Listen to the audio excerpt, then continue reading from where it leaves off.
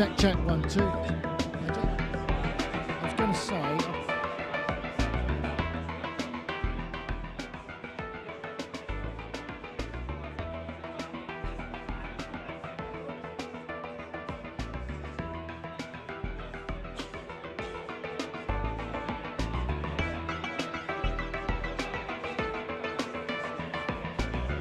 Hey folks, sorry, a bit distracted. Hope this is working all right. We're right up to the wire, but hopefully it'll be a lot of fun for everybody. Sorry if my shot, I do look a little bit like what's the guy on the Nemesis? Okay, because we didn't get the lights sorted out for this bit, so we're a bit in the headlights. So, right now, you're listening to Singer, which I've got a load of weird umlauts and stuff in it, so it actually doesn't translate. But the link should be in the chat.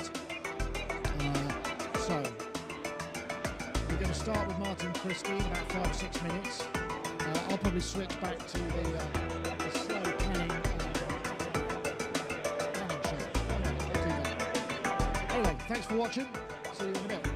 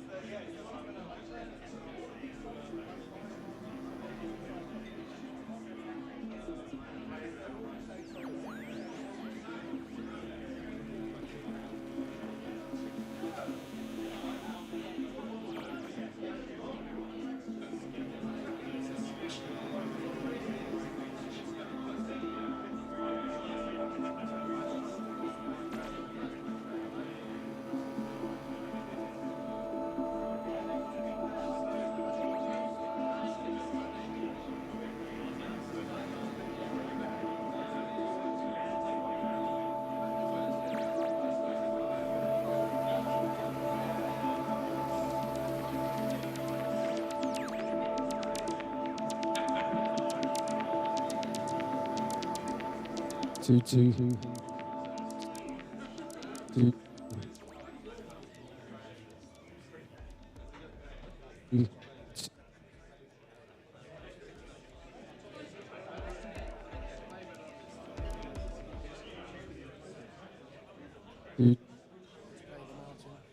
One, two. Ah. Well, hello, One, two. everybody. How are we all doing? Hey. It's Emom number 4, and it's nice to see some familiar faces here. Great to see you all coming out on this grotty evening, which was pretty bad. And thanks to all our performers who've travelled a very long way, and all of the crew who've nearly had heart attacks getting it ready in time, but it's been fine, honestly. So what we want to do is we're going to start off with Martin Christie. Martin is, in fact, Hi. the man. Applause for Martin. Cheers, all.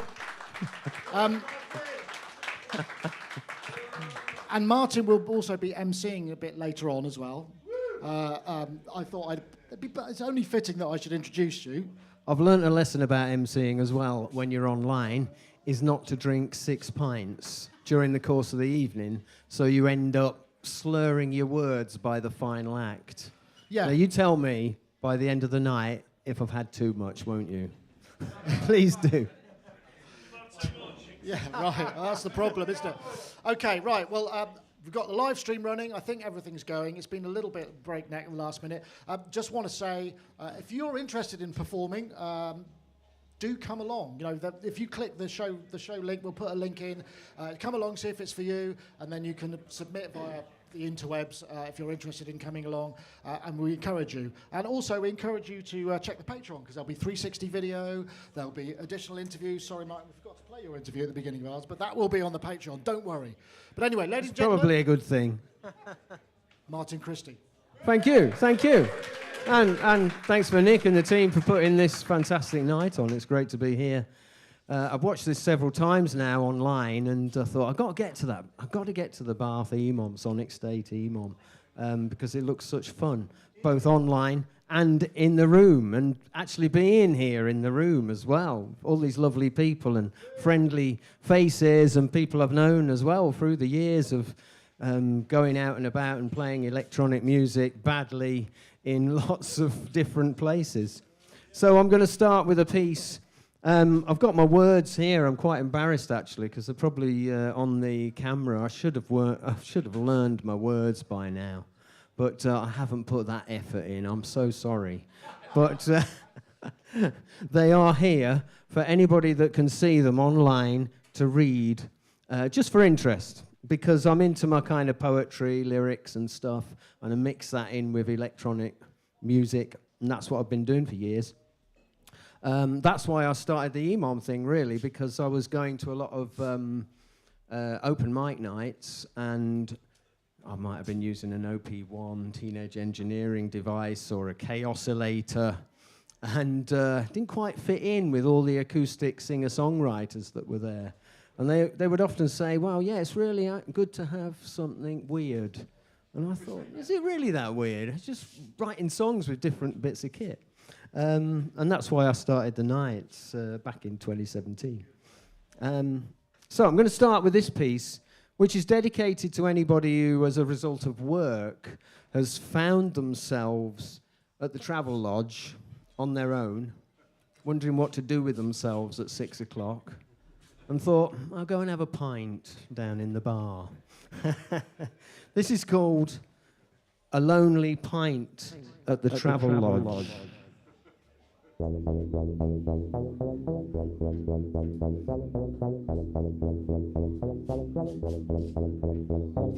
I'm sat drinking a lonely pint at the Travel Lodge. The barman gave me the glass and didn't say a word. So I get to thinking I must look like some kind of loser. A loser or a loner, supping on a lonely pint. And it's very overwhelming, very overwhelming, it's very overwhelming now.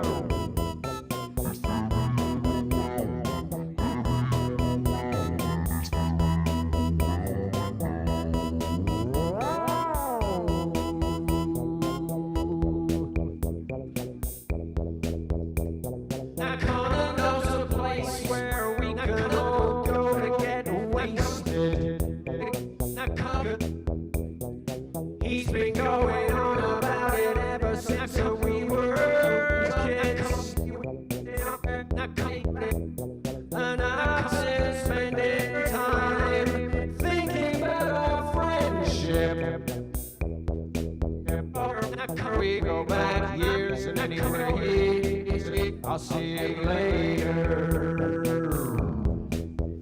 And it's very overwhelming, very overwhelming, very overwhelming now. Very overwhelming, very overwhelming, it's very overwhelming, very, it's so very overwhelming. Now come up,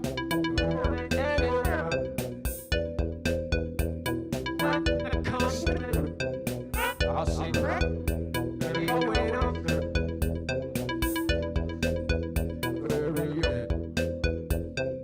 Brady has a secret app on his mobile phone. You ain't not come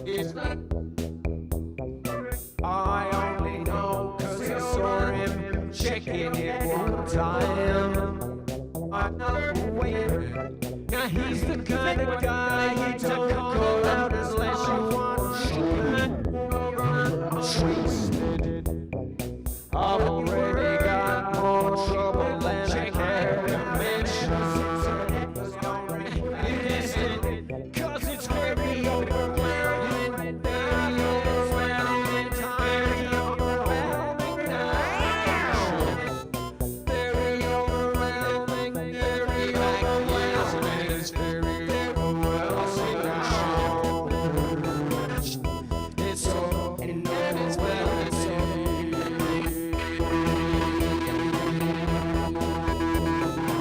It's so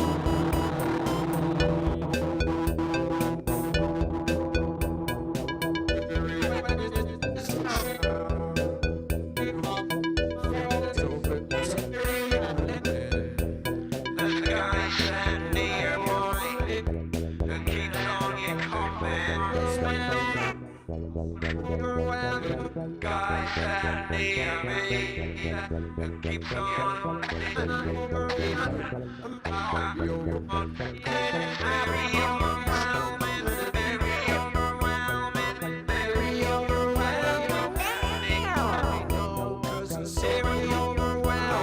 so.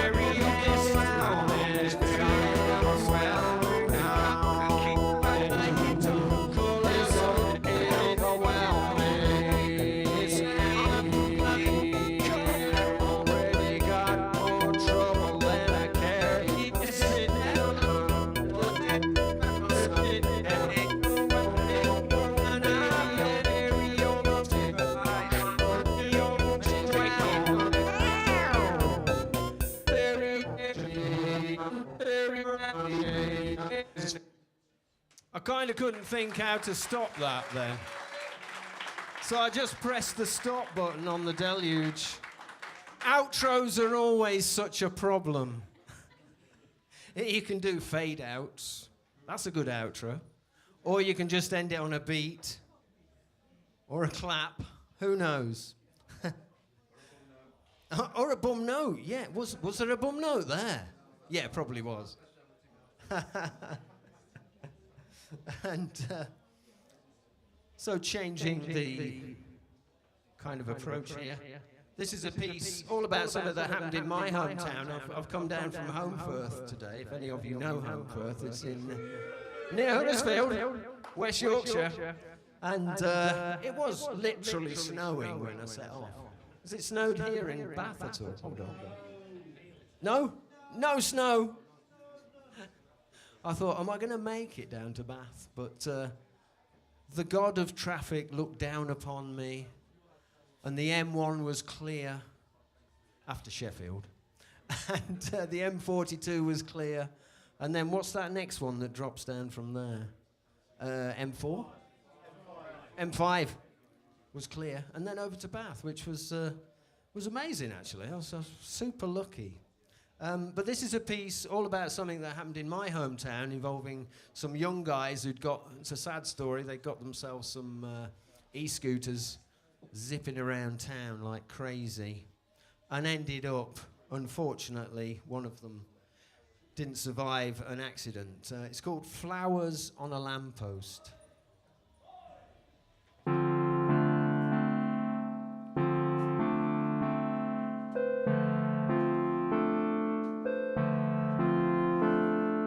Flowers on a lamppost in the rain, remembering a wasted life lost in vain. And I'm thinking this year has been like no other. Brain fog excuses for another.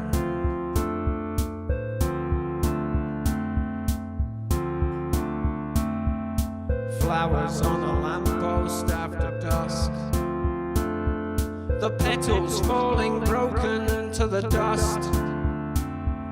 A government moves too slow, too fast to make a change, and pockets aligned with COVID gold again.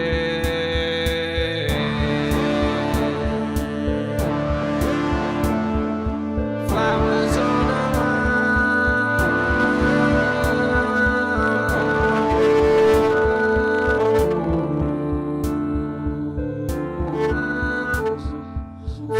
on a floor outside the shop, and sometimes someone notices and stops. Billionaires create flights above a dying earth, charge millions to take part in its decline, charge millions to take part in its decline.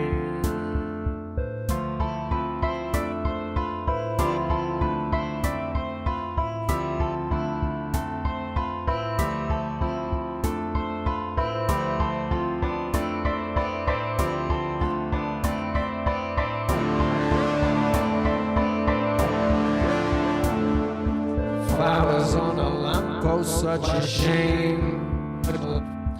Islands into someone will stop.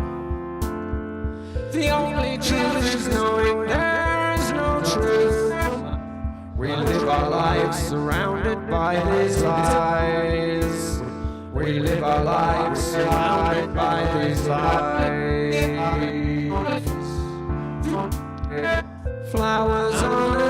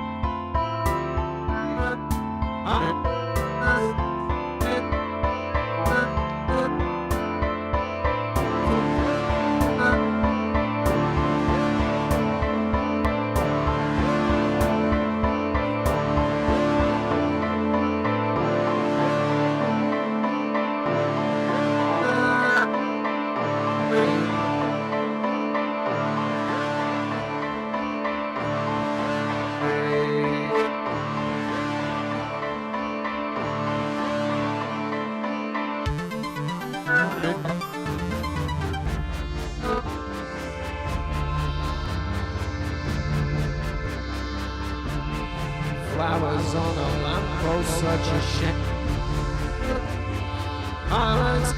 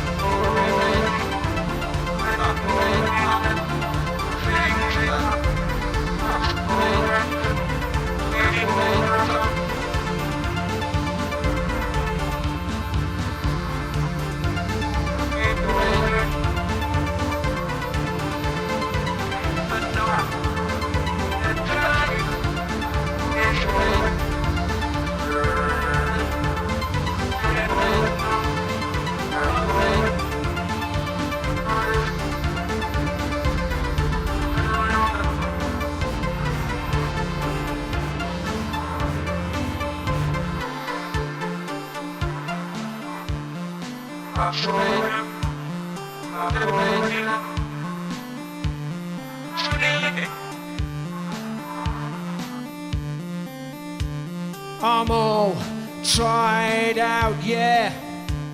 I'm all tried out. I'm all tried out, yeah. I'm all tried out, tried out, tried out.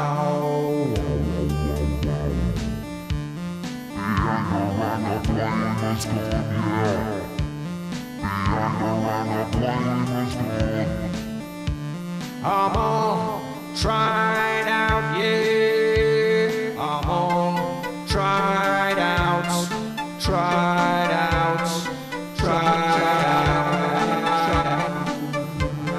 tried out, yeah. Tried out, yeah.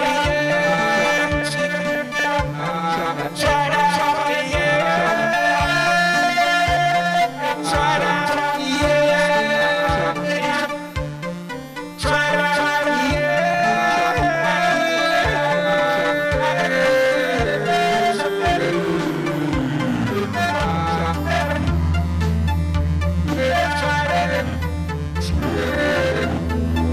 Tried out,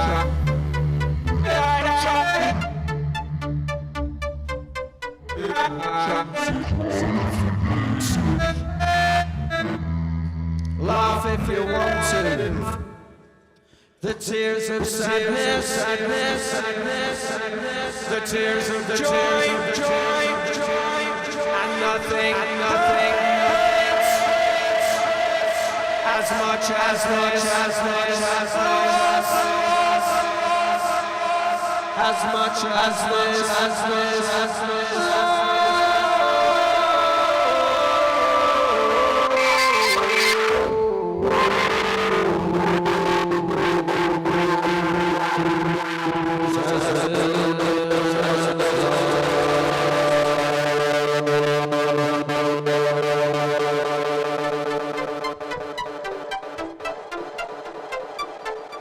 Thank you. Cheers. Thanks for being lovely. Some dark moments and some light moments, I hope, in that 15 minutes. Have a wonderful evening, folks. Cheers for listening.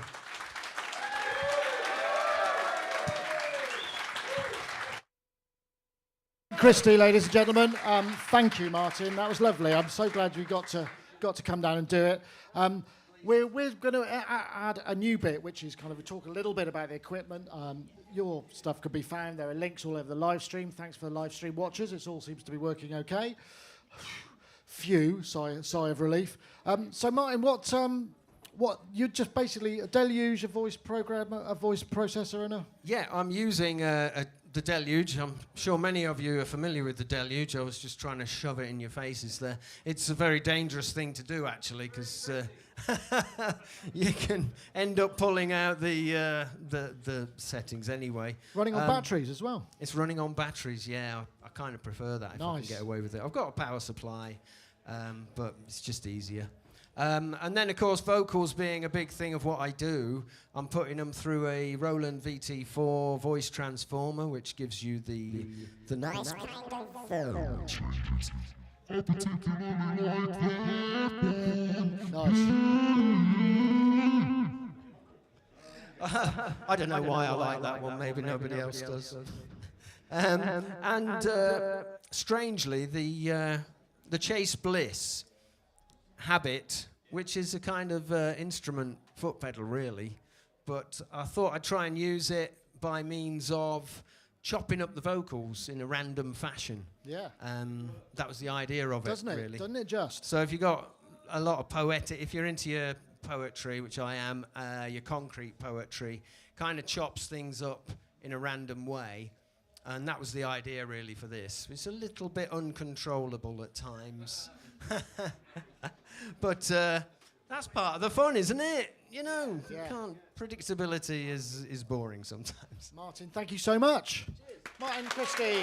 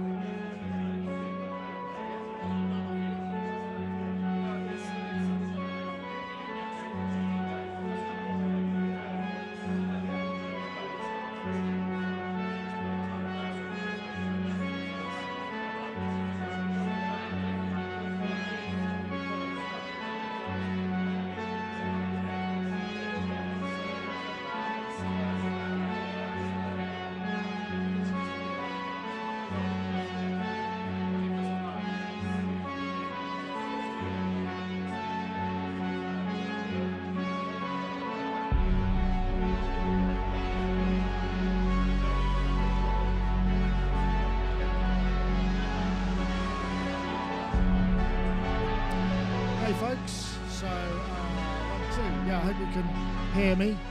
I need to turn my mic up apparently, so I'll do that. Hello, 1, 2. 1, 2, 1, 2. Is that better? I need a little bit more send.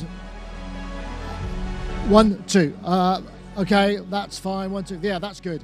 Okay, that was Martin Christie. Great, love his stuff. So hopefully the links are getting posted to the show. Okay, it looks like the links are not working. I'm sorry about that, music, but you should be able to see the who it is. Anyway, sorry about that. But what am I trying to say? Okay, yeah. Next up is Sciaman, who we're going to have a little video from. So we'll just play that now. Hi, my name is Tone and my artist name is Sciaman. Well, thanks for joining us, Tone. Sciaman, I looked at it and it's quite a spiritual name, isn't it? It's got kind of connotations with sort of priests and shamanism and mysticism. Is that kind of... Was that fair to say? Yeah, I that was my inspiration. I've gone through a few artist names in the past, and this one, over the last couple of years, I've tried to really be a lot more authentic to who I am and create a sound which is much more heartfelt for me. And for me, it's music is a meditation, and I'd like to kind of bring that to others. And in a way, it's shamanistic, I guess. My background is Sicilian, and the Italian name for shaman is Sciamano, so I just took the O off the end because it fitted nicely. It fitted nicely into a little logo, and you know, reggae is a big part of my sound and influence, and it kind of related to that as Sciaman. It just worked when I set it up on the sound system. So what first got you into music? What was your entry in, as particularly, I mean, the tech side of things, obviously is a very different experience to just picking up a guitar, right? Yeah, I mean, actually, guitar was my way into music. Back when my uncle was a guitar player back in the 70s, and he started me on guitar, and I just loved blues and Hendrix and Floyd and all the classic stuff back then. And I just loved funky stuff, funky music. And then I was recording on an old 4-track, doing kind of quite abstract backwards guitar type stuff, and because I was really wanting to experiment, and actually then heard electro and acid house and stuff for the first time back in early 80s, and that changed my world really. So I threw my guitar to one side and bought drum machines and started messing around, and it's been the story is really trying to bring those two together for the rest of my life, actually. So, I mean, from what you're saying, I mean, the kind of some of the music you were mentioning is more of a kind of band type set, particularly with reggae. I mean, there's more of a kind of ensemble approach, and you're doing this very much as a sort of solo thing. Are you using the technology? What technology are you using to enable you to do that? Well, I am solo now. Because I've moved west, I've moved to the West Country near Bath, actually, and I used to have bands, and obviously it was a lot easier to create band music with people around you. We were mixing gadgets, and we had a 4-piece band doing psychedelic stuff and reggae type stuff. But now I'm working solo. I'm really trying to find a way of incorporating my love of percussion, drumming, guitars, and electronics, and to do that, I've tried many different setups, and I've kind of settled on an MPC and an Electron box at the moment. Ah, okay.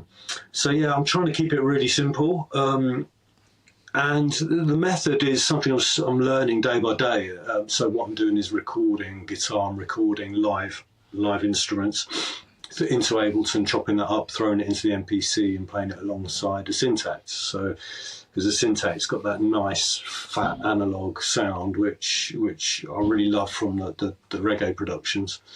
And it's actually a great reggae box, a great dancehall box, the Syntax, which many people probably don't see very much. I mean, it's quite a techno-based instrument, I guess, for many people. But for me, it's got a really nice, warm, fat sound. And the MPC has got a great swing. It's quite easy to manipulate live samples in the MPC. I've tried the Octatrack, which I loved, and I've tried the Digitax, but it steers you in a certain direction, and really most of the music I've loved over the years has been made on an MPC, actually. And I've loved MPC since the beginning. and it just causes. For me, I think. I know it's a machine, but you play it in a different style, and it ends up having more swing and more soul. Which MPC are you using? The one at the moment, right? But I've been through them all, to be honest. And yeah, I mean, it's small, it's easy to dump stuff on it, and it's easy to use, and it sounds great, and it syncs well, and yeah. But I've tried them all. I've been through the whole story of MPC. Well, thank you very much. We very much look forward to your set. Thanks very much, Nick. We look forward to it. Wow. I'm really looking forward to this. Got some fantastic gear here.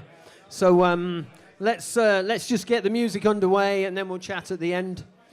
This man goes by the name of Sciaman. Big round of applause.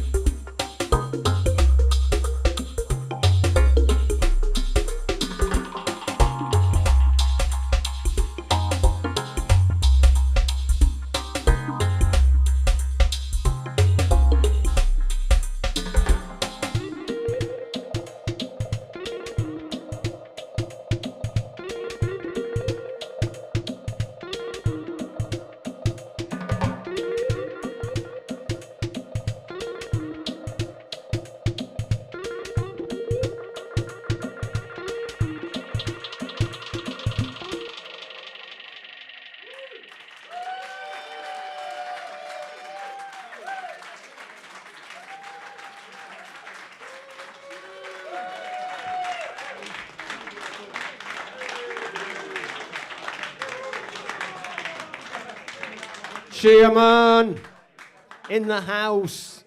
That was grand. That was great. People boogieing at the bar as well. How about that? It's wonderful stuff. Nice to see people moving about as well. So tell us a little bit about first of all, your influences, because I can think of influences there, but I'd like to sort of hear it from yourself. Sure. Well, my main influence really is Jar Shucker, the late great Jar Shucker. He's recently passed away, and I tried to capture some of his spirit because his nights were just like going to church. It was just awesome. And he wasn't afraid to use quite catchy melodies, heavy dub, heavy bass, but catchy melodies, which got people moving. And that was a religious experience for me, Jar Shucker nights. It's beautiful stuff. It's kind of late night stuff as well, isn't it? You can. Yeah, and it's deep, it's spiritual, and it's danceable, and it appeals to all, from young to old. So, yeah, I tried to capture some of that. And so how much of that is, because you've got a lot of gear here. You've got the Akai, you've got, is it a Syntact, and the Allen and Heath, lovely stuff, as well as the iPad. So tell us a bit about how you're creating your sounds here. Right, so mostly the Syntax really. It's drum and bass really from the Syntax because it's fat and punchy. It's not a sampler, so the MPC is really a sampler for vocals and percussion and so on. And this is a great dub desk because it's got sends, and I'm using iPad with delay and spring reverb and analog filters to filter the delays and reverbs and stuff. And that's it, really, mostly from here. I could have done many different things, but I tried to keep it simple. And this didn't do that much, to be honest, and keep it manageable. And having faders and knobs is great to jam with. Dubstep. Absolutely wonderful stuff. Where can we listen to your music online? Bandcamp. Sciaman.bandcamp.com. Yep. Wonderful stuff. How about that? Fantastic. Big round of applause. Grand. So, next up, we've got Carolyn. Yeah, so we'll get you set up. And we'll just have a little interlude, I think, whilst we move the equipment out of the way. Great stuff.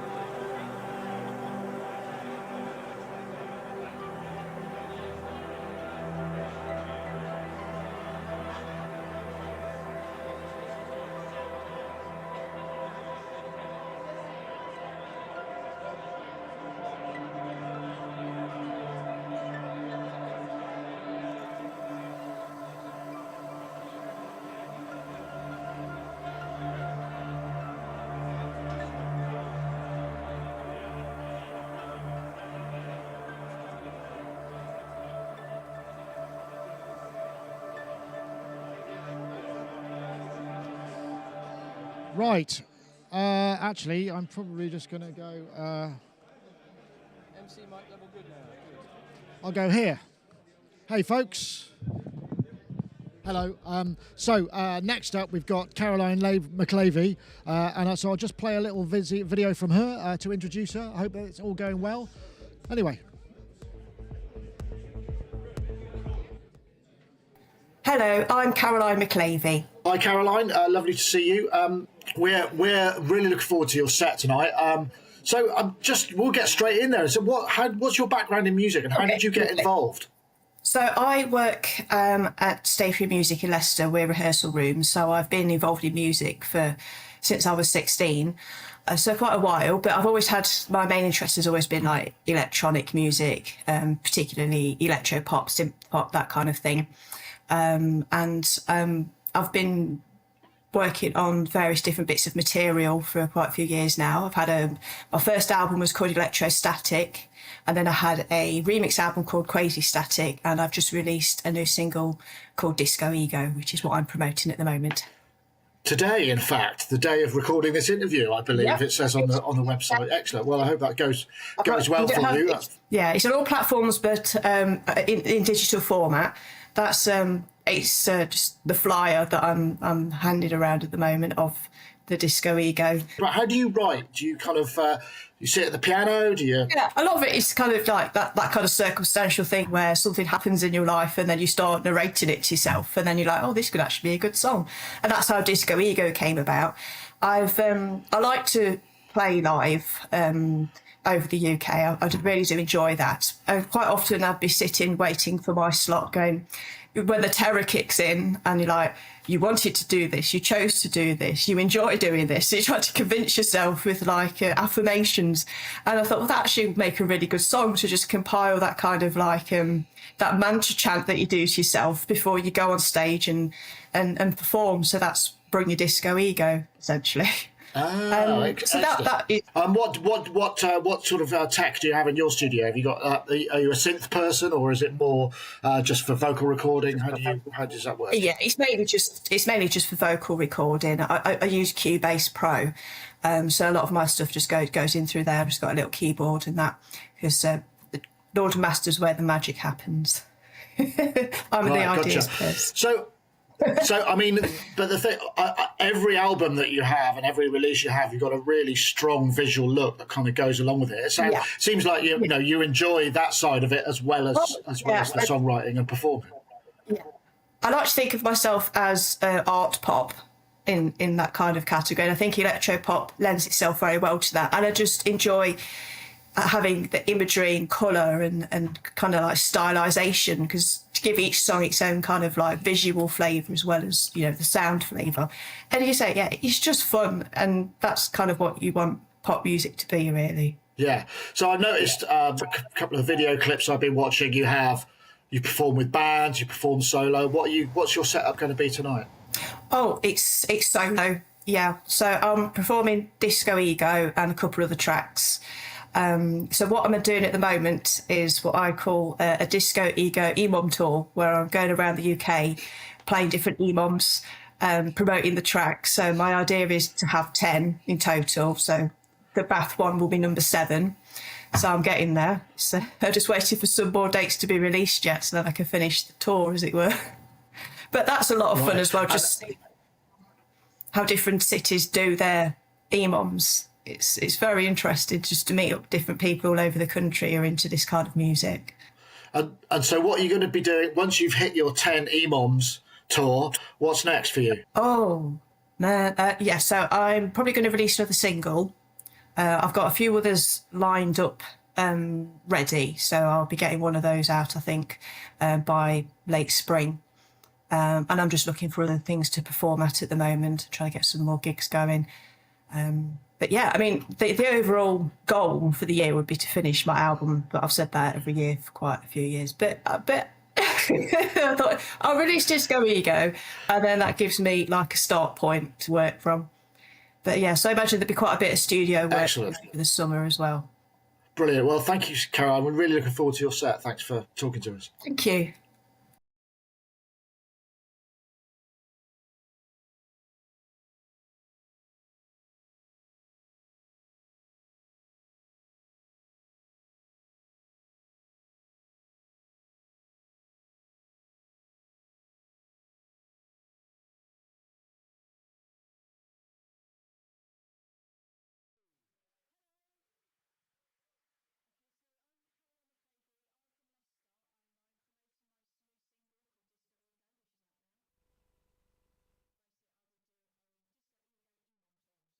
7 of 10. So it's a lot of fun, actually. You get to see so many different places. So this first song is called You Know.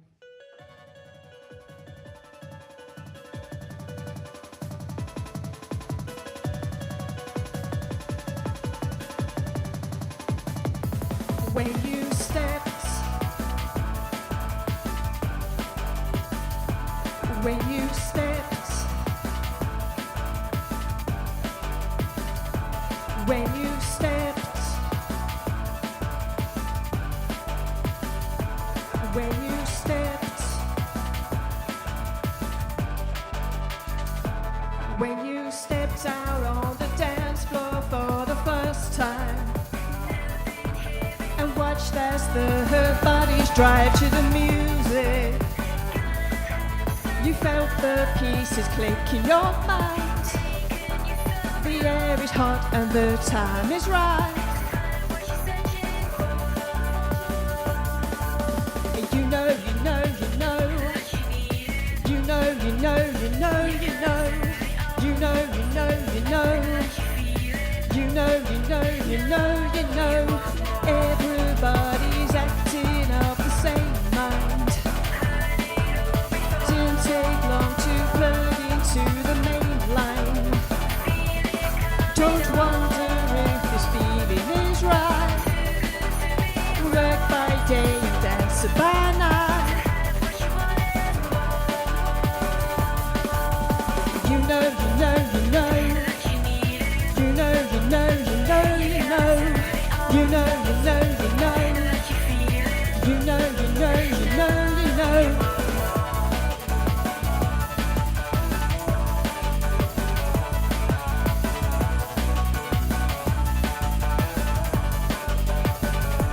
When you stepped out on the dance floor for the first time and watched as her bodies drive to the music. You felt the pieces click in your mind. The air is hot and the time is right.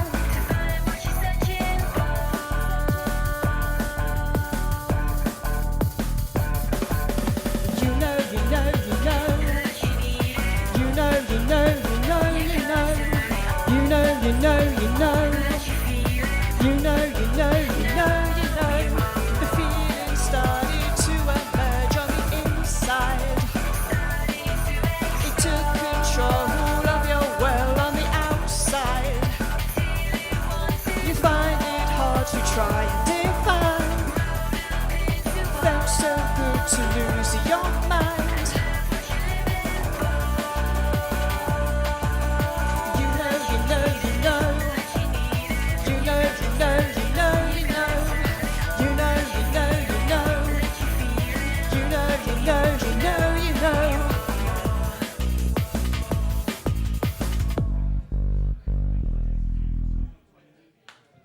Thank you. So this next track is Disco Ego. Ow, pow.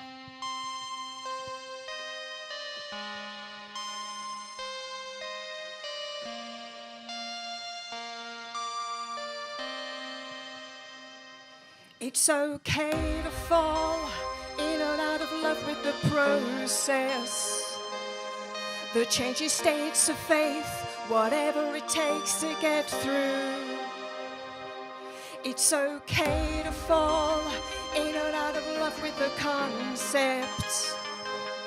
Impending weight of fate doesn't make anything due. My body's aching, anticipating, embrace for impact. I'm hardly breathing, can't take this feeling. I'm burning hot and cold, I feel it slowing down and speeding up. I feel my heartbeat, I feel my heartbeat, I feel my heartbeat, I feel my heartbeat. Rhythmic, electrostatic, synthetic, technotastic, Bring your disco ego, oh, oh. Bring your disco ego. Bring your disco ego, oh, oh. Bring your disco ego. It's okay to be part of the problem in the short term, because treading water doesn't mean that you have given up. It's okay to find a distraction as a reflex, but the punishment is more the problem than the pushback. Arithmetic, electrostatic, synthetic, technotastic. Bring your disco ego, oh, oh. Bring your disco ego. Bring your disco ego, oh, oh. Bring your disco ego.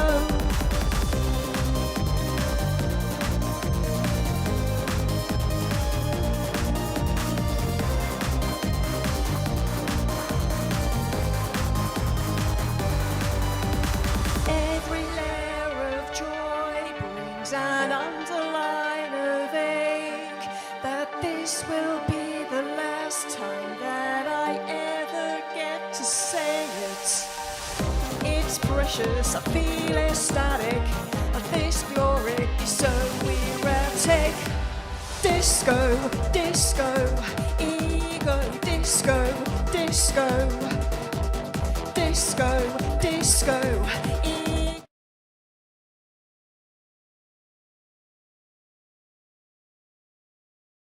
ego, disco, disco, disco, disco, ego, disco, disco. Bring your disco ego, oh, oh. Bring your disco ego. Bring your disco ego, oh, oh. Bring your disco ego. Bring your disco ego, oh, oh. Bring your disco ego. Bring your disco ego, oh, oh. Bring your disco ego. I feel the heartbeat. I feel the heartbeat. I feel the heartbeat. I feel the heartbeat. Thank you very much.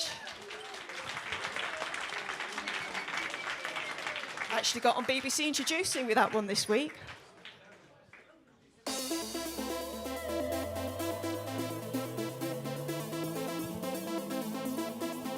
Oh.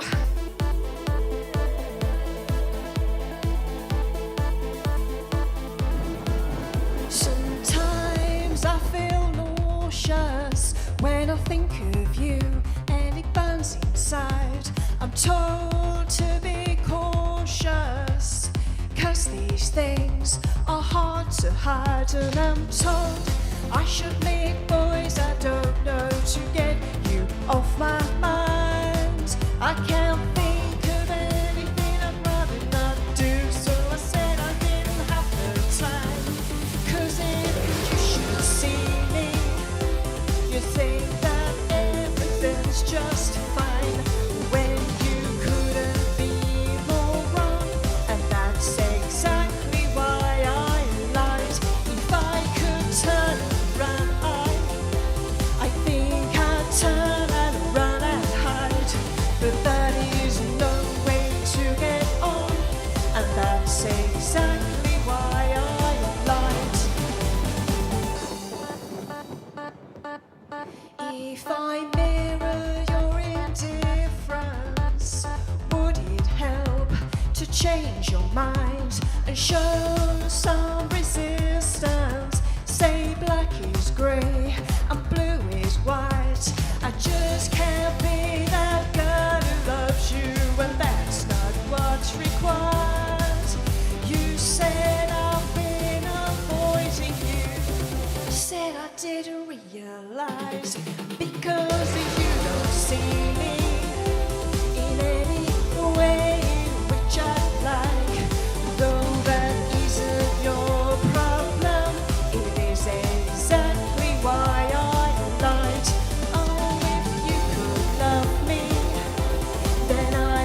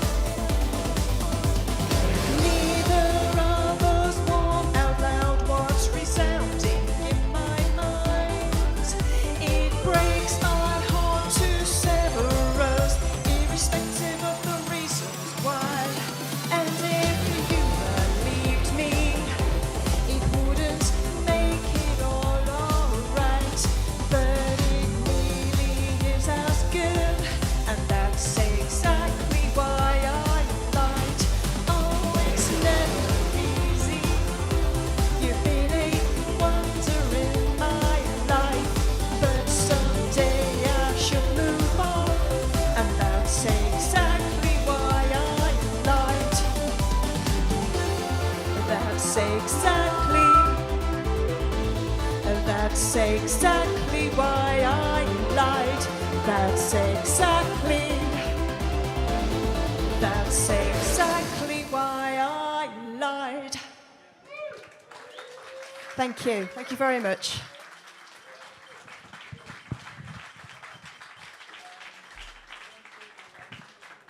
Caroline Mclavy. Thank you. Hello. Wonderful, wonderful stuff, Caroline. Thank you for coming down from Leicester as well to play here. Oh, another track.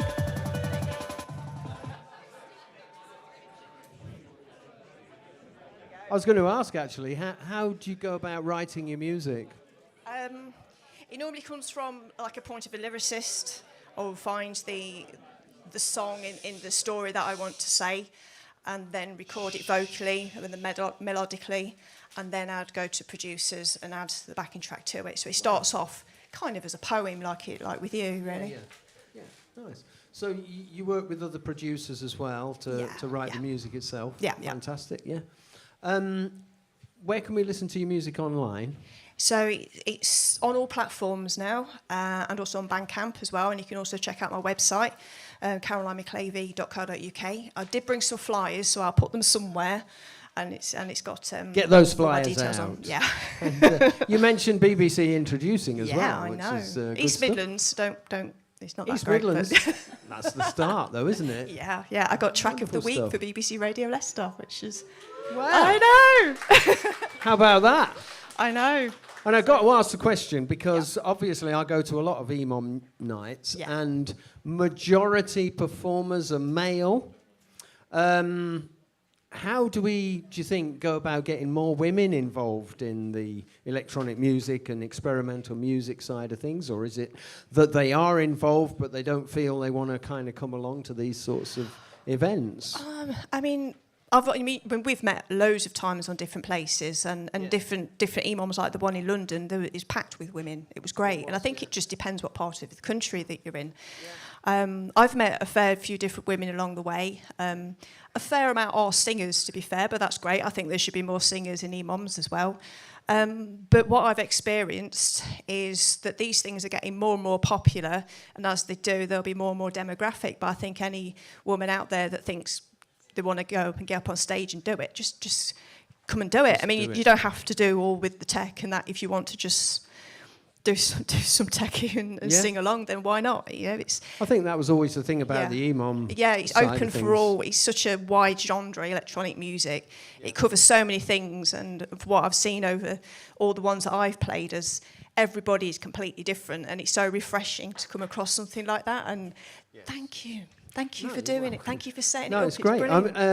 Interestingly, there is a new night starting up in Manchester, which will be a female Emom night as a one-off, encouraging women into electronic music making. I definitely want to play that. You should. Amy, I think, is sorting that one out. Okay. Put some details out on the... maybe Sonicstate would do a all-female event. That would be really interesting, wouldn't it? Yeah. How about that? You know, because we've got to encourage diversity amongst the arts. It'd be great stuff. Sorry, I'll put you on the spot a bit there. Wonderful stuff. Caroline, it's always great to listen to your music. Absolutely love it. I love the lyrics. Big round of applause for Caroline Mclavy. Fantastic stuff. And our next artist is going to be doing some really interesting things performance-wise, music-wise, in the vein of Gabba, but doesn't actually want to be interviewed, which is fine. Doesn't want to really discuss it. He's getting into the kind of performance side of it. So really looking forward to our next artist. Just talk amongst yourselves for a while, and then we'll get our next artist on. Cheers.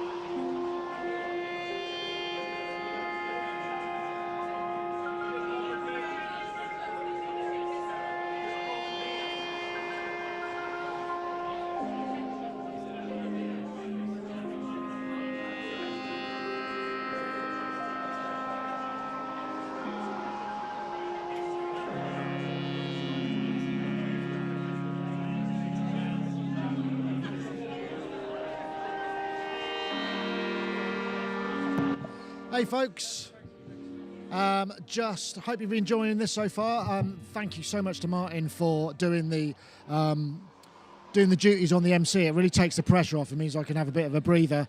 And doesn't he do a great job? No wonder he's been so successful with this movement. And what a lovely bloke. Yeah, really big fan of Martin's. Hopefully we'll get him back again one day. So anyway, I'm going to just go back to the back soon. About 5 minutes until Gun Boiler comes on. I should also mention visuals tonight are by Sloon and MIDI Error. If you like what you see, all the projections, they've done a great job. So do check them out. I think I put links in the show notes.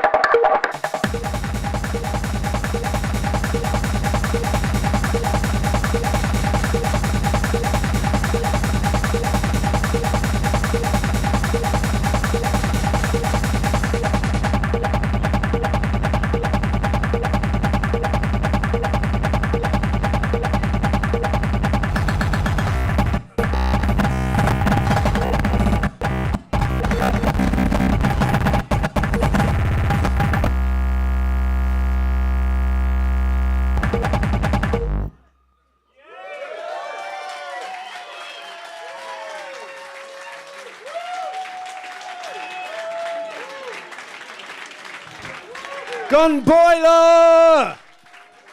What fabulous, fabulous stuff. And that's what's wonderful about these nights. You never know what to expect. A lot of people are absolutely loving that over at the bar. Fantastic stuff with a Korg Electribe SX and a lovely Korg Chaos Pad. Big round of applause for Gun Boiler!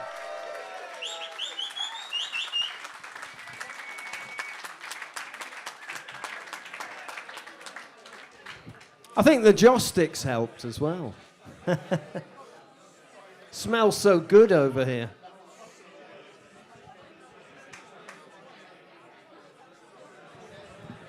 Okay, just a quick announcement. We have a half an hour break now, or thereabouts, 25 minutes. So chat amongst yourselves, get some air, maybe get some therapy for what just happened. All that kind of stuff. You know, do the good things. And also, thanks to the live streamers out there. If you want to check out, we're doing some 360 camera stuff, and there'll be interviews and things on our Patreon if you want to check that out. And again, if you want to maybe perform at one of these things, check out the event page. There's some links to the next one, and also how you can get involved and whether you want to perform. We encourage you. There's lots of music colleges in Bath. Come on down.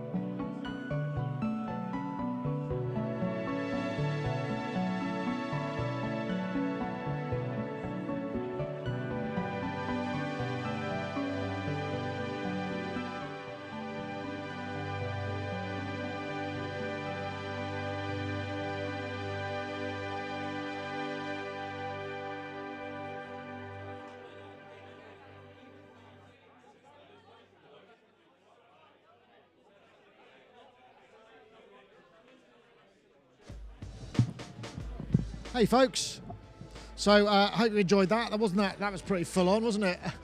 Yeah, excellent. Woke the room up, that's for sure. So in about 5 minutes time, we're going to have Lifeisfeedback, which is Ben from Elevator Sound. I'm not sure what to expect actually, but we'll just play a little video. I interviewed him earlier a week or so ago, and we'll stick that on.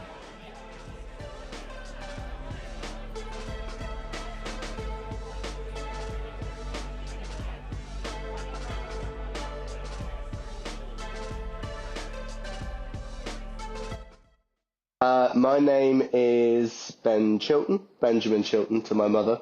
I'm performing as Lifeisfeedback and have been for a number of years now. So how did you first get into music? I mean, have you got a musical background, or is it very much kind of more of an experimental thing for you? So there's not really a huge amount of music in my family.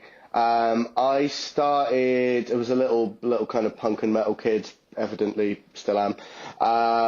So started playing guitar and bass as a kind of 12, 13-year-old. That progressed to, I think as it does, it gets more and more extreme. And then I found kind of metal bands like Agoraphobic Nosebleed and The Locust, who were using like drum machines and noise and stuff, and was kind of fascinated by that. And then around the same time, a guy I used to work with when I was a guy who ran the kind of local youth centre recording studio, shout out to Richard Doak, introduced me to Aphex Twin and Square Pusher. And then from there it was like, oh, so you can do, because I think up until that point my only exposure to electronic music had been like my dad's Club Classic CDs, so I thought that it was just trance and nothing else. And then being introduced to the kind of warp stuff and being like, oh, there's people making like horrible, unlistenable music with synths as well. Cool, great, I'm in. Excellent. So Super Saw was your first point of reference, effectively, interestingly enough. Pretty much. I think it was that or You're Not Alone, one of those classics. Yeah, an absolute great classic. tune. So what's your approach to performing live then? I mean, you kind of, you're purely modular? Is there a keyboard involved? How do you tackle it? So I went from, it used to be lots of different synths and effects pedals and a big mixer. And I mean, the mixer I still haven't ditched, but the kind of part of the reason why I went for the modular is to slim down having to take 3 synths out every time I perform live. So the modular case is basically kind of takes care of a lot of the synth voices and the effects. I still use a mixing desk for kind of like dub style sends and just performance mutes, EQing, things like that. And more recently, the drum machine stays in the studio, and I've got my trusty Korg Electribe, my favourite bit of equipment I think I've ever bought, and an Otto Baum kind of compression distortion kind of box. So it's basically kind of Electribe does all the kind of drums and samples and stabs, modular does all the voices, bit of distortion, bit of mixing, and a microphone. What's at the heart of your voicing structure in the case? What does the heavy lifting there? So in the modular system, I recently picked up a WMD Legion and the Soundforce UVCF6. The Legion's got a really mean kind of like saw wave. So yeah, I've never really escaped that trancey super saw. It's got a real mean kind of like swarm saw wave in there. So that goes through the VCF6, which basically gives it that kind of like big hoovery kind of bass sound, really good for electro. There's also the Bastel Pizza and the Noise Engineering Liquelica Territas, which do the Pizza does a lot of the kind of mid-range sounds, and the Liquelica Territas is there almost like a sound effect and kind of percussive voice a lot of the time. And I also use I wonder if I've actually got it. I'm just going to go grab it off the shelf. Where's my baby? There we go.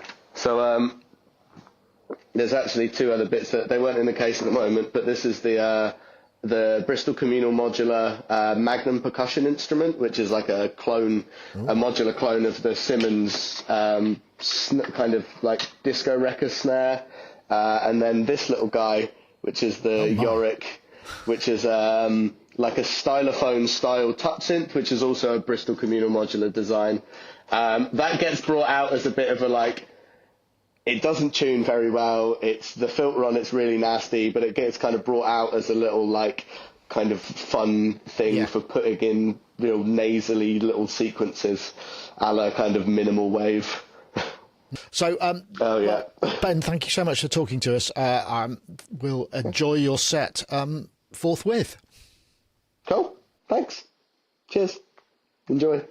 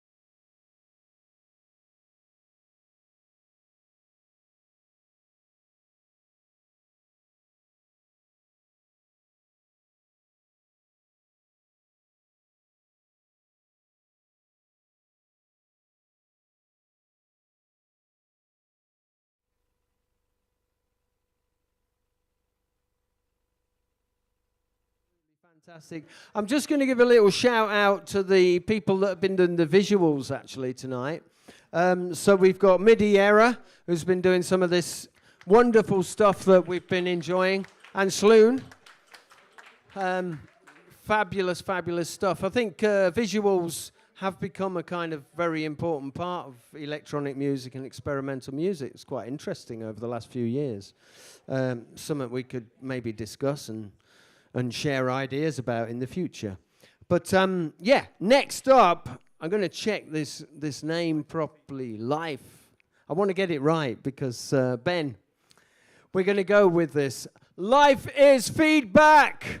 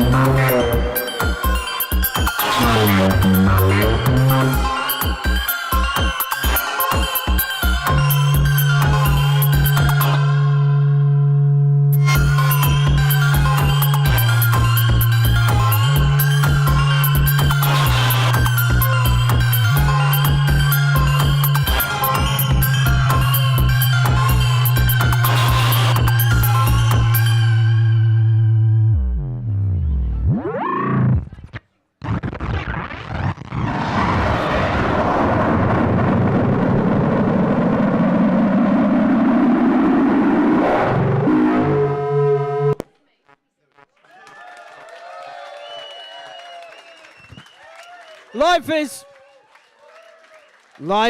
feedback. That was so good. That was so awesome. Tell us a little bit about, because it's like the controls for a spaceship back here. Tell us a little bit about what's going on. And so yeah, this is like half the studio. This is the slimmed down version. So the drums are coming from the Electribe. Nice to see 2 of these tonight. Yeah, this does all the drums and some of the weird percussion. All the like bass voices and some of the squelchy stuff come from the modular. So SQ64 sequencing it. This little like skull synth. Yeah, shush. I'm talking about my nerdy stuff. Yeah, shush. Yeah, there's this little skull synth that was made by Bristol Communal Modular, which is like a stylophone kind of dirty noise synth. And then the old microphone and a like bootleg vocoder. And yeah, it's not much, but it's just all you need. It just works so well. Honestly, that microphone thing, for me, personally, works so well. So what was that feeding into? That runs into... I was debating getting a vocoder for ages and then found out that if you run the pitch shifter and then a really short delay afterwards, you can get like a pseudo vocoder sound. But yeah, it's good fun. The only problem is it feeds back like a feedback thing. I don't know if I'm allowed to swear on the internet. Are we allowed to swear on the internet, Nick? Yeah, it feeds back like a motherfucker. Cool. But yeah, thank you. Thanks for having me. Thanks to all the Sonicstate crew and to everyone who's played and to everyone who's done the ones before. These have been super fun. Go support your local Emoms. That's what it's about. That's what it's about. Having fun. Listening to great stuff. That was so good. Where can we listen to your music online? I mean, can we listen to it online?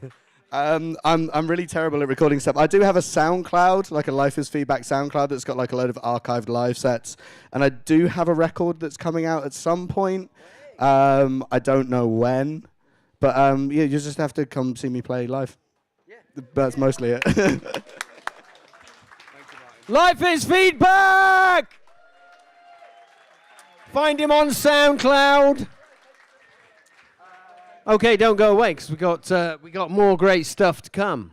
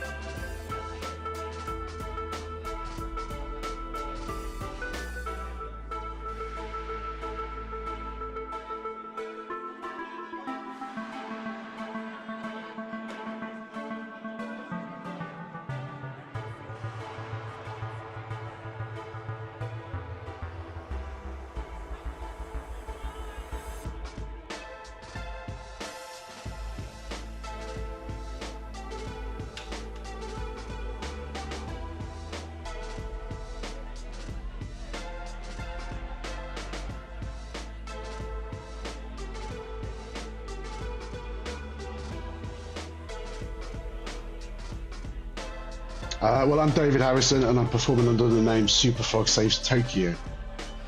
Okay, right. Let's start with the name. I mean, that's quite random. I initially thought it was an anime thing, but actually it's a Haruki Murakami not short story, which I've read a couple of his books. Yeah, basically, many years ago, I've got a mate, Solarstone, the trance DJ. He's been around in the game. You know, he used to be on the Hooch Tunes labels in the 90s. He's been around for decades, and we were friends prior to him being famous or me making music, just because we grew up together in Dudley, in the West Midlands. So, but in 2007, I finally made a track with him, did a collaboration for one track on his album. And at the time, he was like, "Oh, you've got to have an artist name. You've got to have an artist name." And I just could never think of one. And I didn't take it too seriously. You know, I've had a full career, family stuff. So it was just an aside. I was doing this. So at the time, we were both lending each other Murakami books. I got into Murakami via Norwegian Wood in the 90s when I did an English degree.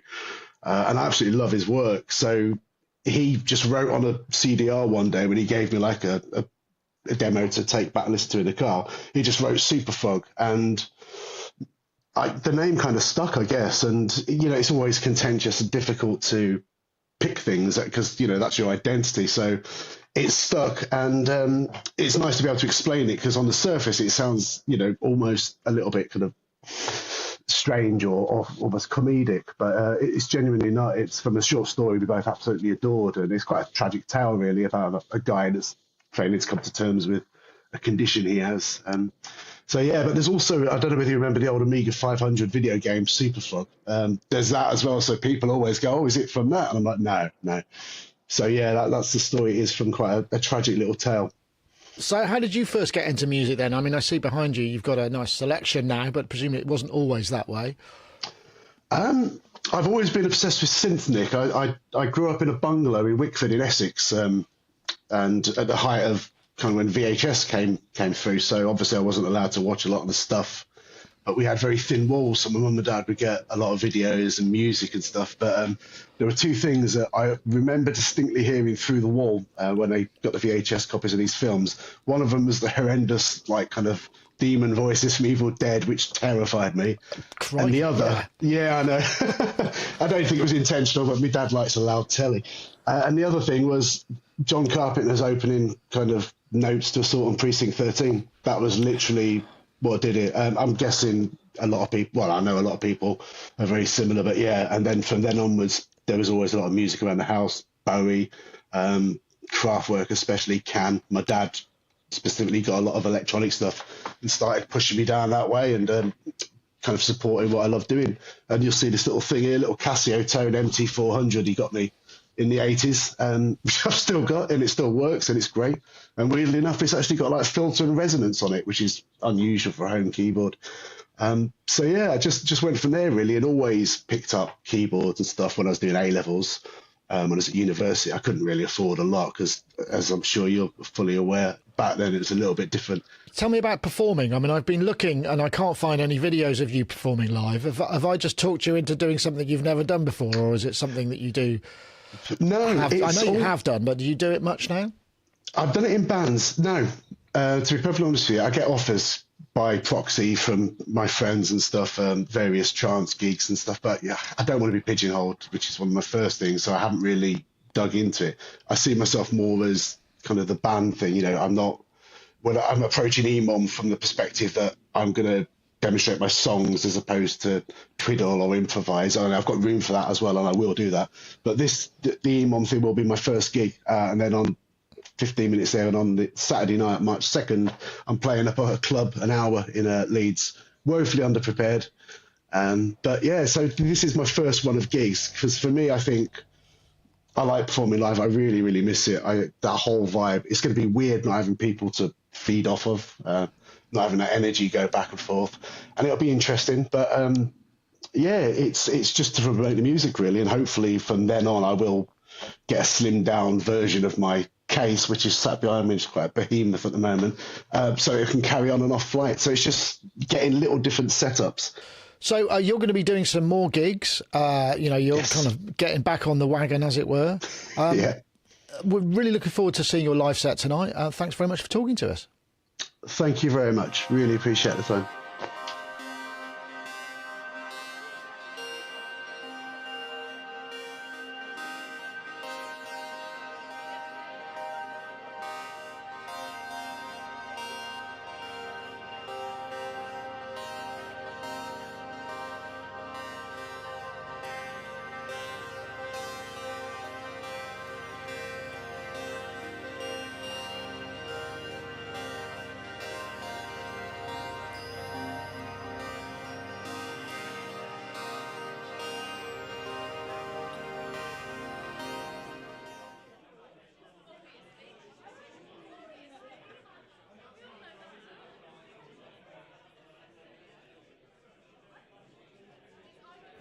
Okay. The technology is getting more and more amazing around here. And I think, you know, possibly the best name that I've come across actually for a while. The next name we're having is, let's let this man stipulate. No. Super Frog saves Tokyo. Super Frog saves Tokyo.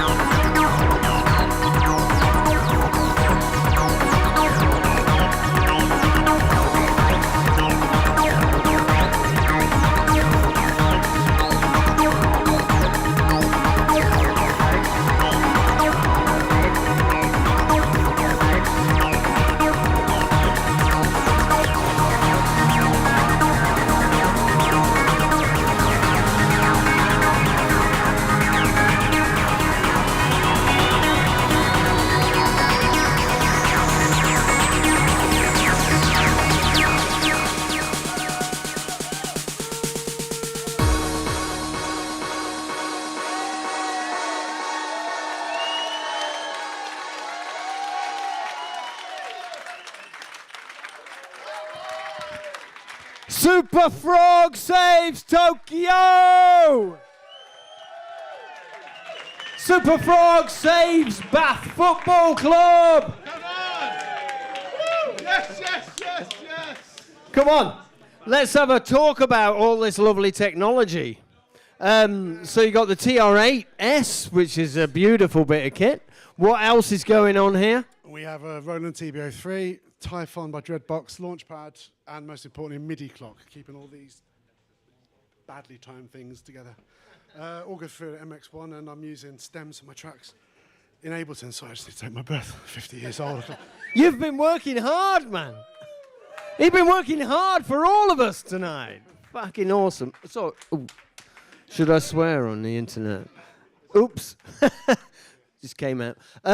Yeah, so where can we listen to your music online? Everywhere. Spotify, SoundCloud, Bandcamp, physical. I've got a bunch of CDs out the back, and I'm quickly turning into that guy from League of Gentlemen who keeps trying to give them to his mates when there's kids. So I think I've got one in there somewhere. So if anyone wants one, it's got the QR code on it, it's got everything. They're free, just come and grab one. So, but yeah, all the streaming platforms. Thank you so much for playing Sonicstate, Emom tonight. Big round of applause. Wonderful stuff. We got to move on quickly. Time is pressing.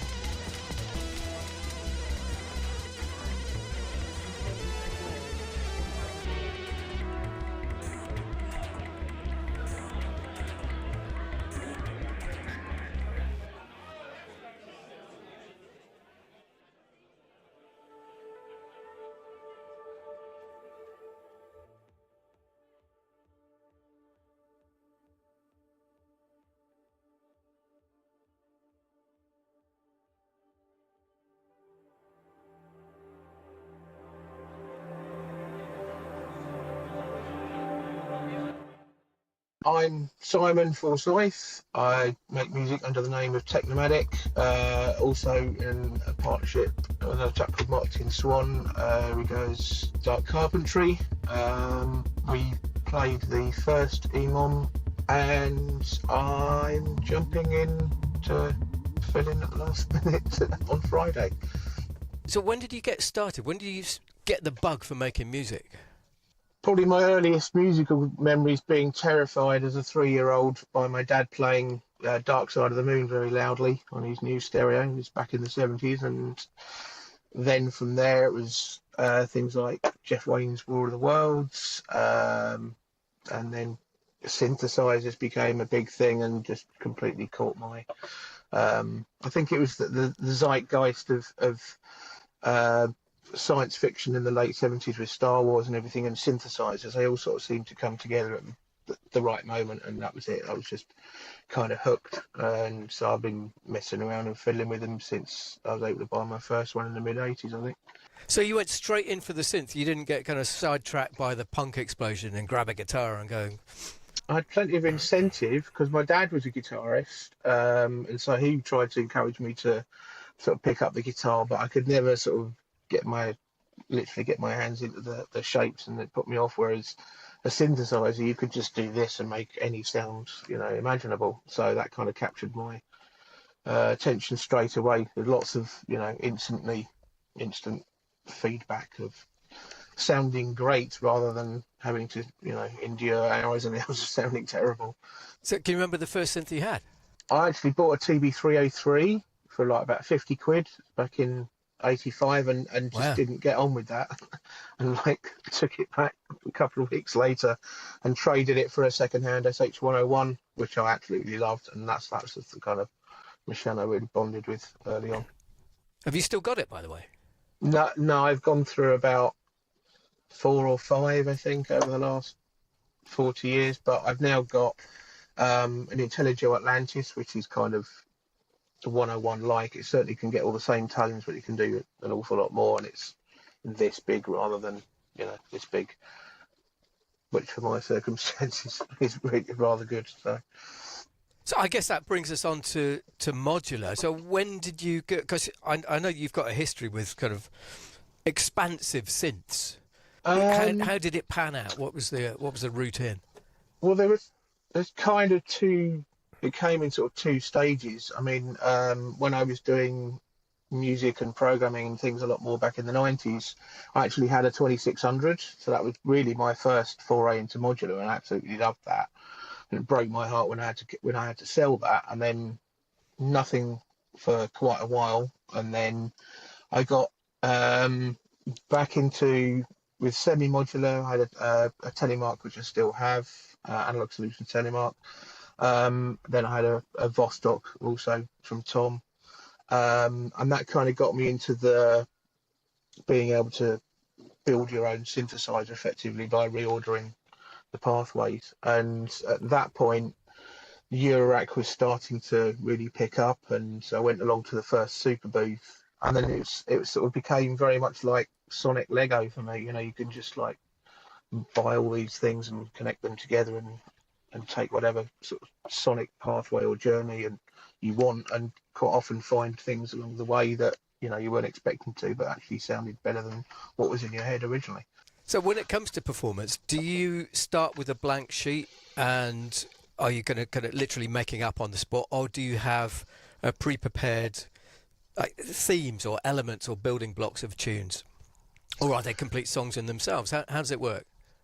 Well, this is actually probably my first ever solo performance, so I'm having to kind of think this through rather quickly. With the Dark Carpentry stuff, I take the more improvisational approach, and quite often not even pre-patched. A few basic things like mixer trunking and clock distribution, and that's about it. And then everything else I kind of improvise on the spot, build a patch as we go. But that's because I've got Martin there who has sequences and things like that to help drive the things, and I'm basically supplementing that. I think this will need a different approach because I've basically got to supply everything. So I'm looking at the moment at visiting a couple of tracks that I have up on at SoundCloud and doing edited versions of those that I can reproduce with part soundtrack and part modular all clocked together. And yeah, that's the idea. We'll see if that works this afternoon. So it's definitely going to be a journey of adventure. Oh yeah, adventure is definitely on the cards. Probably only I will know just how adventurous it's been. Hopefully the audience will be oblivious to it and just enjoy what comes out sonically. But yeah, in my head, it'll obviously go, no.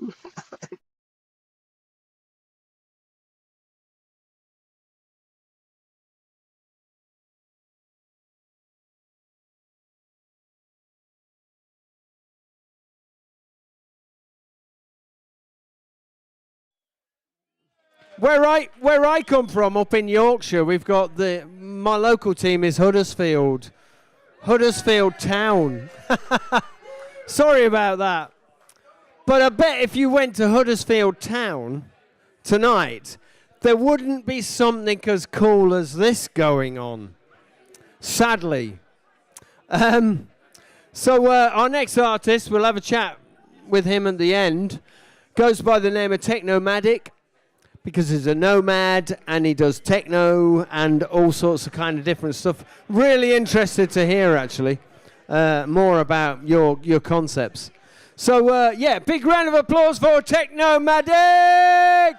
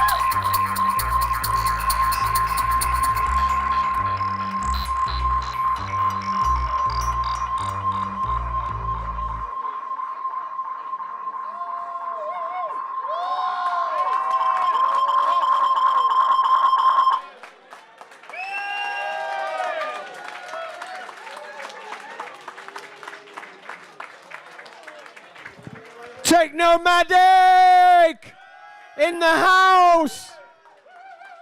Busting the modular and the Arturia. Tell us a little bit about your techniques. Cheating. Cheating. We all do that, but, you know, technological wise. This is the first solo performance I've ever done, and Nick messaged me last Friday to tell me to do this. So this has kind of come together literally in the last 7 days. Amazing. 7 days work to bring you this beautiful art. So, yeah, it was kind of bringing out an existing track that I'd actually done that was made of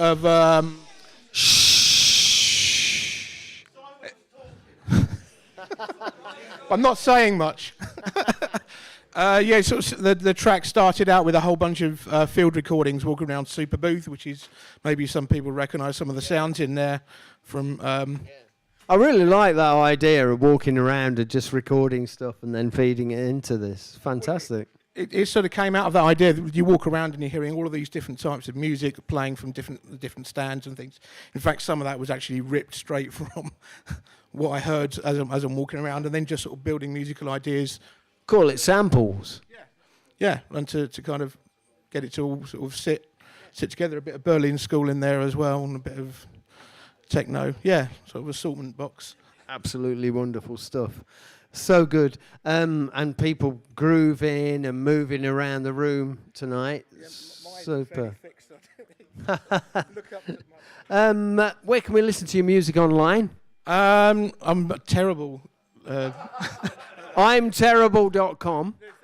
There's literally nothing out there. There was a few things on SoundCloud, but I this week has kind of pushed me into setting up a Bandcamp thing. So I'll be putting up a free version of, tweaked version of what I did tonight. For a free. You can listen again at SoundCloud, Technomadic, and Bandcamp. Wonderful stuff. Why are these still flashing at us? Because we've still got clocks going round. There's still clocks circulating around the circuitry. Wonderful stuff. So, are you all having a great time down here? Absolutely fabulous. What a fucking awesome night. What? So I swore again. Oh, damn it. Sorry. It's after 9 o'clock. I forgot. I keep doing that. And We're in bed. Okay, we got one more act to come. The wonderful, wonderful Andy and Grace will be gracing the stage very shortly. But yeah, let's give it a big round of applause for Technomadic!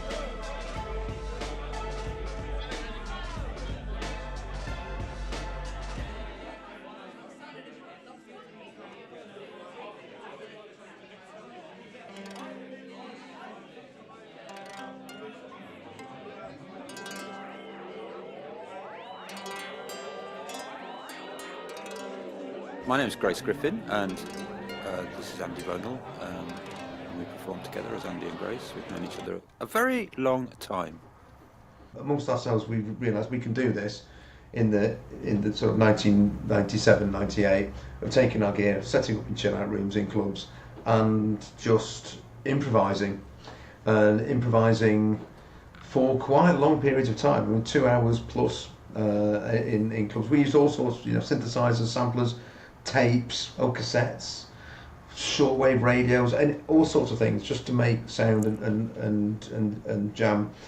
We were performing as a group called Chillage People, and we put out an album called Solid Water, which is out there on YouTube land somewhere and other places. And then I sort of fell out of love with it all and just didn't do anything for years, and then got back into it in sort of 2015 again. I started getting interested, and then we just got back in touch, and I'll let Grace take over from there. Yeah, similarly, I was very busy with work, so didn't do much music for quite a long time, and the same for Rupert, actually. But a couple of years ago now, I challenged Andy to come round and do a jam. And yes, and we decided we still had a little bit of a connection musically, and it all kind of went from there, really. Well, the Queen of Wales basically insisted that we did something for Hardware Jams. That's this, the Hardware Jams, which is a Facebook collective and YouTube channel where every week you do a challenge, you do your jam, you set up, you do your jam to the theme of that challenge, and we got really heavily involved with that. But at the same time, I'd also got involved with the Emom movement. What I love about Emoms is you don't know what's going to happen next. You can see one performer create this wonderful thing, and then the next thing is guaranteed to be completely different. That's all you know, is it's not going to be the same. And then when you sort of relate that to what we do, we're all about improvising. We've got a little framework perhaps going on, but it's not. Each of our performances is never the same twice, and we don't really know what's going to happen until we get there. So I think that freedom to improvise within that kind of open context of an Emom is quite a good marriage, and I think that's what we like about it. We don't, I think there's plenty of environments where you can improvise, of course, but they just fit together rather nicely. And they do. Yeah. It's a lovely environment. You're always playing to a friendly crowd, and it's long enough to do something interesting, and actually feel like it's been worthwhile, and not too long that you can outstay your welcome, particularly. Although some people do try very hard to outstay their welcome, so but that's always going to be the case.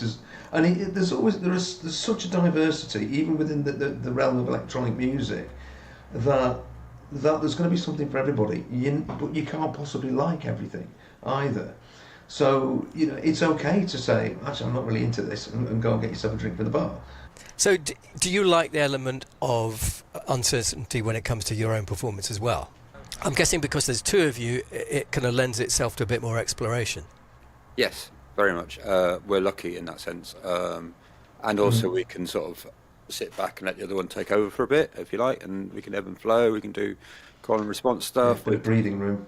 Blend it together. There's lots and lots of ways we can turn, and what we tend to do when we're preparing for anything like this, we'll kind of create some patterns and some beats and some sequences and some sounds, but we don't really tie down how that's all going to lock together. We may well rehearse it quite well, and then do something completely different the next day, but with the same set of ingredients. So, So do you tend to have a defined role, each of you? So, one does the kind of beats and rhythms, the other one does the melodies, or is it a bit more interchange? We have quite different equipment. It's a bit like that. Yeah. But it's not exactly like that. I mean, Grace definitely is more in charge of sort of drums, the percussion side and the rhythmic side, but not completely, because in my modular I've got some trigger gate triggers and Euclidean things which I chuck out to various sort of percussion type modules, but I use that to sort of underpin what's going on, rather than necessarily us taking the main bits. and I'm quite given to melody, so I quite play melodic bits. I think it's quite good that we both can do both sort of melodics and rhythmical stuff, and we both have the option to play samples and sound effects and things, and so it means we could switch roles within all that sort of format, and it will change the nature of what's coming out the speakers, because obviously we're different humans, and so it just inevitably has a slightly different feel if we flip roles and go back again. So it's a really powerful and useful thing, as well as, if one of you wants to sit back for a moment to sort of maybe tee something else up, and the other person can hold the fort in the meantime. So it gives us a lot of options, and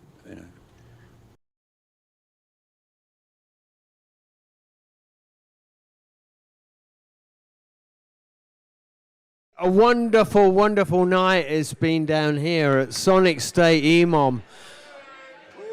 You might not appreciate the amount of work that goes into presenting this music to you. From behind the scenes here, sound engineering, video engineering, beautiful visuals. Nick from Sonicstate and the team doing absolutely wonderful stuff. Fabulous and so different. You just wouldn't find a night like this in very many places around the UK or indeed around the world. So what a great night it's been. Thank you so much for coming down and listening as well, because audience are also equally important to the artists. Last up, we've got Andy and Grace. And we'll talk to them after.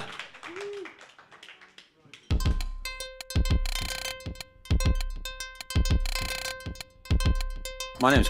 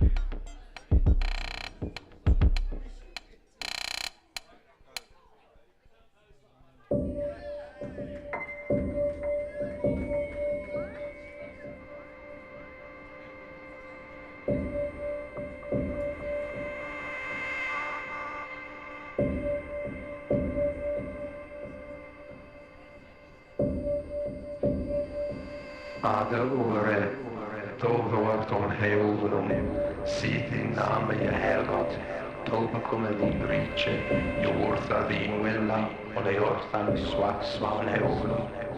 Borde je daar aan liggen vast, synen ons till dig, och folket är stora giltas, sva way förgivet för dem giltendom, och nej jag letar oss av kostrunga, att han är så som huvud, så slitje.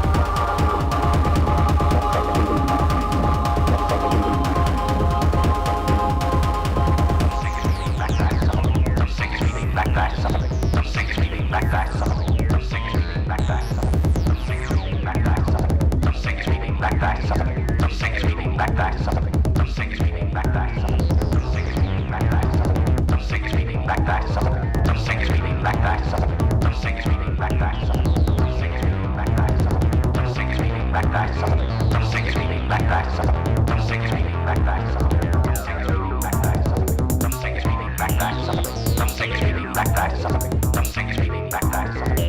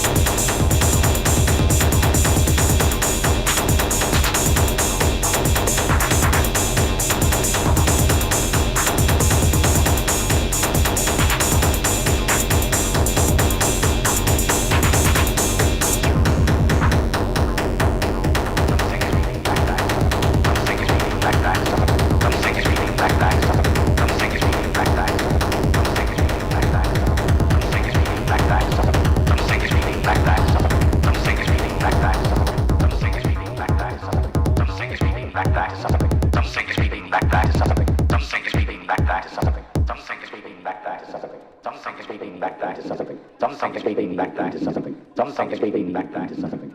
Over overal zo'n heel ziet in namen je helgat. Tolpa come un rice, je hoort dat in wella, maar je hoort van zwart zwaar heel. Hoorde je daar wat liggen gaat, zullen ons tot eigen, maar voor kennis voor een geldtas, zwaar wezen geven voor een geld te doen. En nee, je leidt aan ons op kosten omgaan, akker nee, zoals op je zo riche. You actually made a monumental fuck up.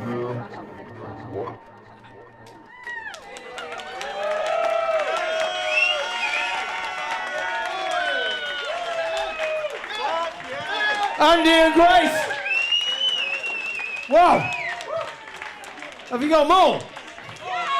Are we allowed more, Nick? Can we do more?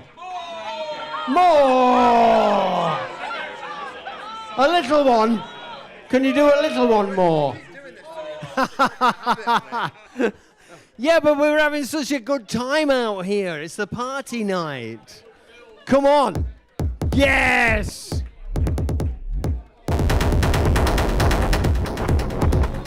Do it!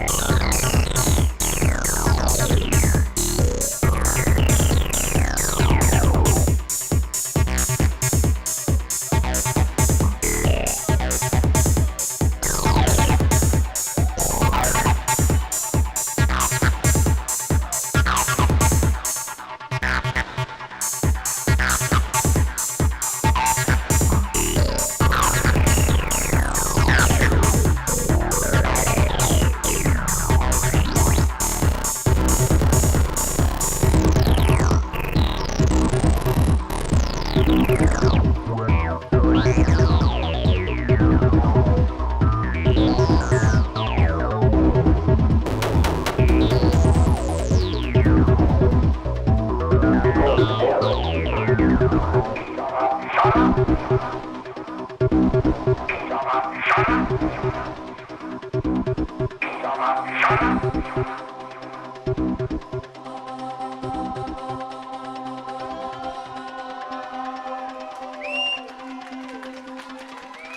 actually made a monumental fuck up. Andy Grace in the house, all the way from Yorkshire. Oh, Yorkshire in the house and all. Anyone heard of Henderson's Relish? Well, you should have done. So have we got a little bit of time just to talk about what is going on here? Because the technology has expanded and expanded. No. I press that button, it goes bleep. I press that button, it goes and I press that button and it stops making any noise at all. I think you're downplaying. That was absolutely beautiful. Can we listen to your music online? We just put out an album today on Bandcamp, andyandgrace.bandcamp.com. Everybody listen up. There's an album out. Let's go through it again. There is an album, volume 3 of our hardware jams, out today on Bandcamp, andyandgrace.bandcamp.com. Andy and Grace. The album's called Lost Sheep. Love Sheep. Nice. I like that. That's a really nice title. And it was a wonderful, wonderful set that you played for us tonight. What else can I say? No. No. Go far, young man. What a beautiful evening it's been down here. I wanted to say that, actually. Lovely, lovely people listening to the eclectic sounds of the Emom and Sonicstate. It's been so great. Big round of applause for yourselves. Come on.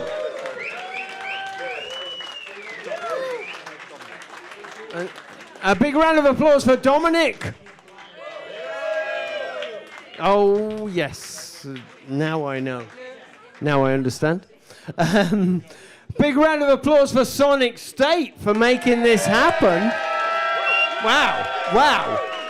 And the team that are involved in this incredible thing. Where else would you go in the UK for a night like this on a Friday night? Not in Homefirth. Sheffield next month. Is that the Emom Haggler's Corner? Yeah, there are places. There are places, it's true, that you can go to listen to this wonderful stuff.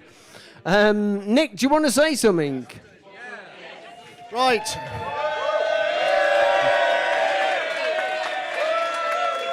Well, yeah, thanks again for everybody for coming. And yes, dedicated to Dom Hawkin, of course, who has played at our second one. I want to say thanks to Donna and the team for doing such a great job on the bar. Give them a round of applause. Woohoo! And also Silas on the sound, Andy on the switch, Tim and Rich on the backstage business, and all of our performers, Claire on the front door, Sloon and Midiera on the visuals.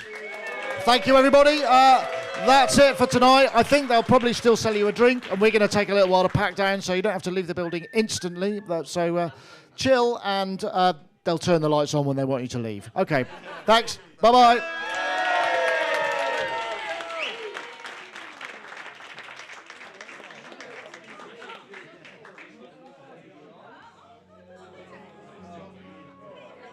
Downward.